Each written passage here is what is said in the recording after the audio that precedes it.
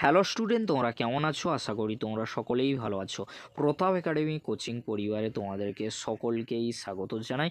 তোমরা যারা ক্যালকাটা ইউনিভার্সিটির আন্ডারে অল অ্যাফিলিয়েটেড কলেজগুলির মধ্যে ফার্স্ট সেমিস্টার থার্ড সেমিস্টারে পড়াশোনা করছো, তোমাদের যাদের আইডিসি বেঙ্গলি বা বাংলা সাবজেক্টটি রয়েছে, তোমাদের জন্য আজকের এই ভিডিওটি অত্যন্ত গুরুত্বপূর্ণ হতে চলেছে। কেন তোমাদেরকে বলে রাখি, কারণ আইডিসি সাবজেক্টে তোমাদের 50 নাম্বারের লিখিত পরীক্ষা হয় আর 25 মার্কসের টিউটোরিয়াল কিন্তু হয়ে থাকে। মডিউল 1 রয়েছে, মডিউল 2 রয়েছে, মডিউল কিন্তু 3 রয়েছে।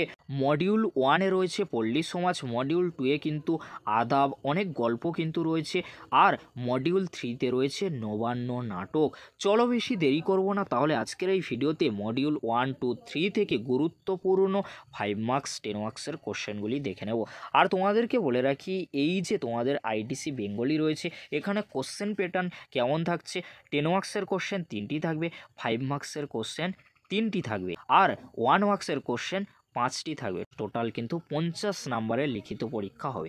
গুরুত্বপূর্ণ কোশ্চেনগুলি তোমরা দেখে নাও। মডিউল 1 থেকে গুরুত্বপূর্ণ 5 অথবা 10-এর জন্য কোন কোশ্চেনগুলি আসতে পারে, কোশ্চেনগুলি তোমরা দেখে নাও। পল্লী সমাজ উপন্যাসের নামকরণের সার্থকতা বিচার করো। পল্লী সমাজ উপন্যাসে অবলম্বনে রমা রমেশ আর বিশেষরী চরিত্রটি বিশ্লেষণ করো। পল্লী সমাজ উপন্যাসে গ্রাম বাংলার সামাজিক দোলাদলির যে চিত্র অঙ্কিত হয়েছে তা আলোচনা করো। পল্লী সমাজ উপন্যাসে রমা ও রমেশের প্রেম সম্পর্কে সংক্ষিপ্ত আলোচনা করো। এবারে তোমরা দেখে নাও মডিউল 2 থেকে গুরুত্বপূর্ণ 5 অথবা 10-এর জন্য কোন কোশ্চেনগুলি আসার সম্ভাবনা প্রবল থেকে প্রবলতর রয়েছে। সাবিত্রী রায়ের অন্তঃসলীলা গল্প অনুসারে শকুন্তলা দেবীর চরিত্রটি বিশ্লেষণ করো। সাম্প্রদায়িক সম্প্রীতি ও মানবতাবোধের গল্প হিসাবে আদাব গল্পটি বর্ণনা করো। এখানে তোমরা সবসময় কি করবে, গল্পগুলি ভালো করে দেখে রাখবে বা সারসংক্ষেপ পড়ে রাখবে, কারণ গল্পগুলি অত্যন্ত গুরুত্বপূর্ণ। স্ত্রীর পত্র গল্পটি কোন শ্রেণীর গল্প, রবীন্দ্রনাথ কিভাবে এই গল্পে তাঁর বক্তব্যকে উপস্থাপিত করেছেন তা আলোচনা করো। এর রেকর্ড কেউ নিশ্চিহ্ন করতে পারেনি, কেউ পারবে না। রেকর্ড গল্পে এই উক্তির পরিপ্রেক্ষিতে গল্পটির মূল অভিপ্রায় ব্যক্ত করো। জ্যোতিরিন্দ্র নন্দীর চোর গল্পটি সমকালীন শ্রেণীবিভক্ত সামাজিক সম্পর্কের অন্তর্গত জটিল প্রবাহটিকেই উদ্ঘাটিত করেছে তা আলোচনা করো। কোশ্চেনগুলি খুবই গুরুত্বপূর্ণ 5 অথবা 10-এর জন্য।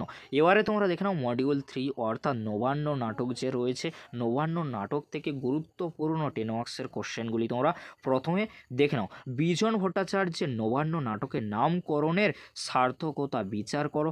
ট্র্যাজিক রস নয়, জীবন রস প্রতিষ্ঠায় নবান্ন নাটকের মূল লক্ষ্য, মন্তব্যটির গ্রহণযোগ্যতা বিচার করো। নবান্ন নাটকের সংলাপ কতখানি সার্থক হয়েছে তা আলোচনা করো।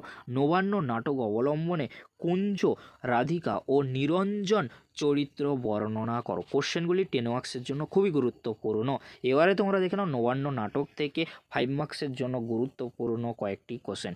সহ্য করতে এয়েছো, সহ্য করে যাও, মুখ বুঝে সহ্য করে যাও, কোনো কথা কো না, কে কাকে এ কথা বলেছে, এমন বলার কারণ কি, ইজ্জত ইজ্জত দেখছে জীবনটাই যেখানে বেইজ্জতের সেখানে আবার মেয়ে মানুষের ইজ্জত, কে কাকে কথা বলেছে, এমন বলার কারণ কি, তোমরা কি সব বধির হয়ে গেছো বাবু, কিছু কানে শোনো না, কে কাদের প্রতি এহনে উক্তি করেছে, উক্তির কারণ কি, এক সময় বরকত চাচা যে এ নৌকা বুঝি তার চলল না, থাকতো আটকে পড়ে চোরাবালিতে ওই মাছ ডাঙায়, কার উক্তি তাৎপর্য লেখো। নবান্ন উৎসব হ্যাঁ কেন হবে না, নিশ্চয় হবে, কে বলেছে, বিষয়টি ব্যক্ত করো। এই ছিল আজকের আলোচনা।